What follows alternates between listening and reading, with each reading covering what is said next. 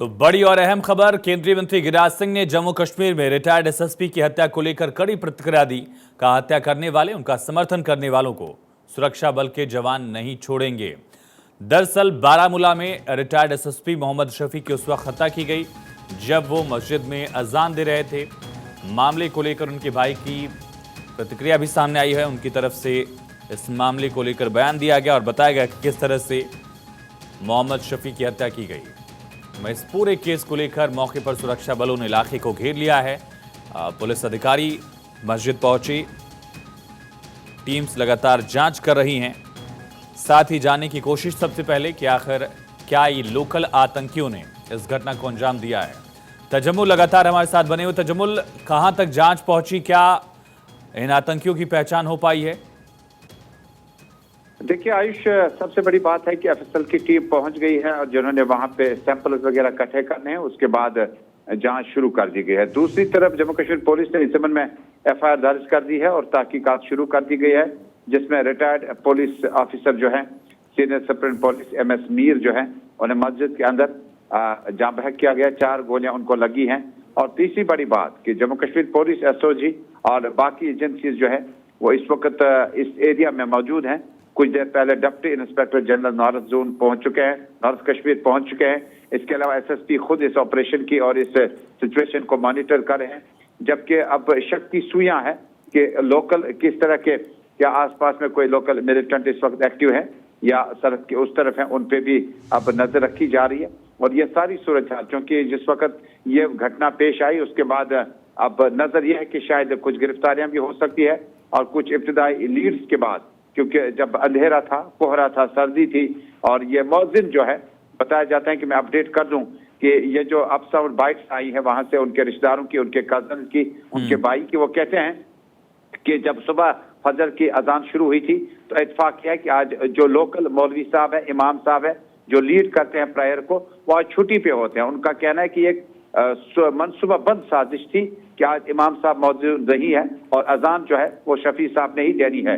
और अजान की जब शुरुआत हो जाती है फजर नमाज की या जोहर की या असर की, तो अल्लाह अकबर से शुरू की जाती है और अशहदु अन्ना मोहम्मद रसूलुल्लाह, मैं शहादत देता हूं कि अल्लाह के रसूल सल्लल्लाहु अलैहि वसल्लम जो है, ये मुकम्मल जुमला नहीं हो सका और यहीं पे अजान रुक गई। और अजान रुक गई और उसके बाद सन्नाटा छाया और लोगों को पता चला। तजम्मुल, ये स्पेसिफिक इंफॉर्मेशन जो है ये तो किसी लोकल को ही हो सकती है या किसी लोकल के इशारे पर या जानकारी पर ही हो सकती है? देखिए आयुषी, जिस तरह से इनके जो रिश्तेदार हैं या इनके जो कजन हैं, ब्रदर हैं, वो कहते हैं कि अशहदु अन्ना मोहम्मद रसूलुल्लाह सल्लल्लाहु अलैहि वसल्लम की आजान जब है, इसके बाद और आगे बढ़ना, ये यहीं पे रुक गई, जिसका गालबन ये मतलब है इसके बाद गोलियां चली हों और ये उसी वक्त गिर गया है मस्जिद में और खून के जो छींटे हैं वो बिल्कुल दीवारों पे देखे जा सकते हैं। मोहम्मद शफी आज अजान कराने वाले थे, जानकारी पहले से ही तय थी क्योंकि जो मस्जिद के मौलवी हैं छुट्टी पे थे। ये जानकारी लोकल लोगों को ही रही होगी सिर्फ? बिल्कुल, देखिए आयुष, जिस तरह से इनके कजन बोल रहे हैं, इस तरह इनके ब्रदर बोल रहे हैं, अप साउंड बाइट में वो कह रहे हैं कि ये एक मंसूबा है, ये एक प्लान है, ये एक बाज़ाब्ता तौर पर एक बात बिल्कुल क्लियर थी कि अजान जो है वो एसएसपी रिटायर्ड साहब ने देनी है और उसके बाद जो नमाज फजर की हो सकता है इन्हीं को लीड करनी हो, इन्हीं को पढ़ानी हो। और कहते हैं कि 12 साल 2012 में ये रिटायर हो चुके थे, उसके बाद ज्यादा वक्त अपने मस्जिद में ही गुजारते थे।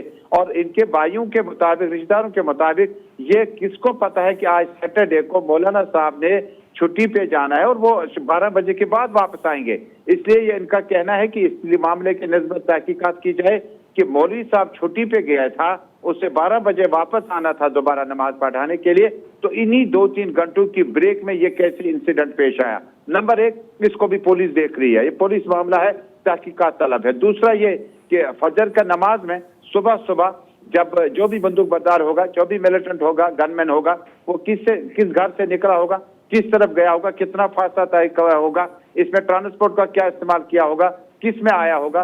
क्योंकि अगर ये किसी और हथियार का इस्तेमाल किया होता तो अलग बात थी, लेकिन गोलियां चली है। अब ये गोलियां जो है ये पिस्टल की होंगी, ये साइलेंसर का इस्तेमाल हुआ है या AK-47 का इस्तेमाल हुआ, किस गन का इस्तेमाल हुआ है, उस पर भी जांच चल रही है जम्मू कश्मीर पुलिस की। और साथ ही साथ जो इब्तिदाई रिपोर्ट आई है उसके मुताबिक जो एमएस मीर है, Mohammad Shafi Mir, retired police officer जो है, उनके इस मस्जिद में जाने की इतला जो है ये रेगुलर एक एक्सरसाइज है कि सुबह फजर की नमाज के लिए। वो इनके भाई रिश्तेदार कहते हैं कि हम भी जाने लगे थे, कुछ लोग कुरान शरीफ की तिलावत करने में लगे थे और अजान रुक सी गई और उसके बाद वो भी जाने लगे थे। गालिबन एक सेंसिटिव मामला है जिस पर जम्मू कश्मीर पुलिस ने FIR दर्ज करके इसमें आयुष जो तहकीकात है वो तेज कर दी है। फिलहाल प्राथमिकता प्रायोरिटीज क्या दिख रही है पुलिस की, किन पहलुओं को लेकर सबसे पहले जांच पड़ताल को आगे बढ़ाया जाएगा? तजम्मुल देखिए, सबसे पहले जब इस तरह का क्राइम हो जाता है, जब इस तरह का टेररिस्ट एक्टिविटी हो जाता है, तो पहले ये देखा जाता है कि सुबह क्या ये रेगुलरली सवेरे इस नमाज के लिए जाते थे, बिल्कुल सही है। उसके बाद अजान देने खुद जाते थे, बिल्कुल सही है। अजान देते वक्त और कौन मस्जिद में था उसको देखा जाएगा, क्योंकि इमाम साहब यहाँ पे गैर हाजिर हैं, मौलवी साहब गैर हाजिर हैं, उनकी छुट्टी है। तजम्मुल लौटते हैं आपके पास, राजौरी की तस्वीर दिखाते हैं जहां शहीदों को श्रद्धांजलि दी जा रही है, उनको नमन किया जा रहा है। 4 शहीद जिन्होंने देश की रक्षा के लिए अपने प्राणों की आहुति दी, सर्वोच्च बलिदान दिया। ये तस्वीरें आप देख रहे हैं, सेना के जो अधिकारी हैं वो मौजूद हैं और राजौरी में इस वक्त ये तस्वीरें जहां इन सेना के जवानों को नमन किया जा रहा, उनके पार्थिव शरीर यहाँ हैं और इनके घरों तक उनके पार्थिव शरीर पहुंचे उससे पहले उनको श्रद्धांजलि यहाँ दी जा रही है।